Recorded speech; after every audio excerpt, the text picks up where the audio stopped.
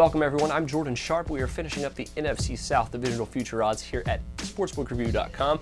Taking a look now at the Carolina Panthers, a team that won this division just last season, however has a lot to live up to after that season and could be in for a slight regression in 2014. However, they come in priced in at the Super Bowl at plus 4,000, 40 to 1 to win the big game this season, and that could be pretty tall order even for a team that won 12 games a season ago.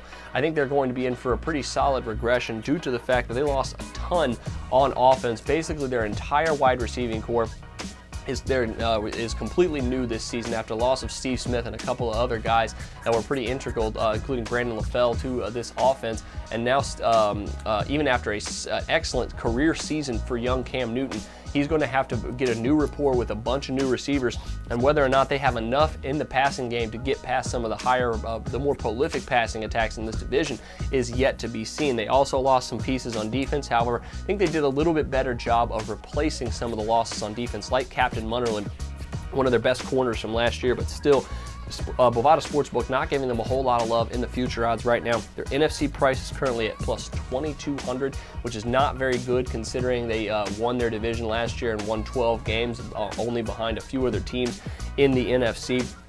But as we saw, even though their defense was very, very good and still should be very, very good, their offense is what really lacked last season. I think both their running game and their passing game are going to really suffer this year after the loss of Steve Smith and a couple of other guys. But of course, they did replace several members in their defense, especially their secondary, which is brand new this season and looking like it could be a pretty solid unit. And it's bringing their NFC South price at plus 325, which is a little bit undervalued, but not a whole lot undervalued. I would have had them more around plus 275. Maybe plus 300, while the Saints come in at even money at plus 100. Now, I like some of the additions they made in their secondary. Of course, like I mentioned earlier, they lost Munnerlyn.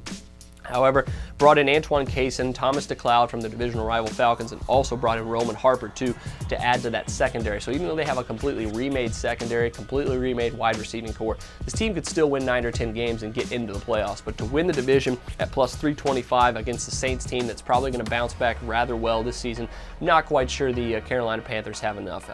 Cam Newton, as good as he is, cannot do it by himself, and I just don't think he has enough skill players around him in order to win against more solid offensive units like the Falcons and like the Saints in this division. Their schedule is not easy, and I think that in the end, Carolina might even miss the playoffs altogether this season, which makes their future odds nil and void for me here this summer. That'll do it for me this time. Make sure you check out my other future odds updates for the other teams in this division as well as every other team in the NFL. But until then, I'm Jordan Sharp, and this has been another edition of the Sharp Pick.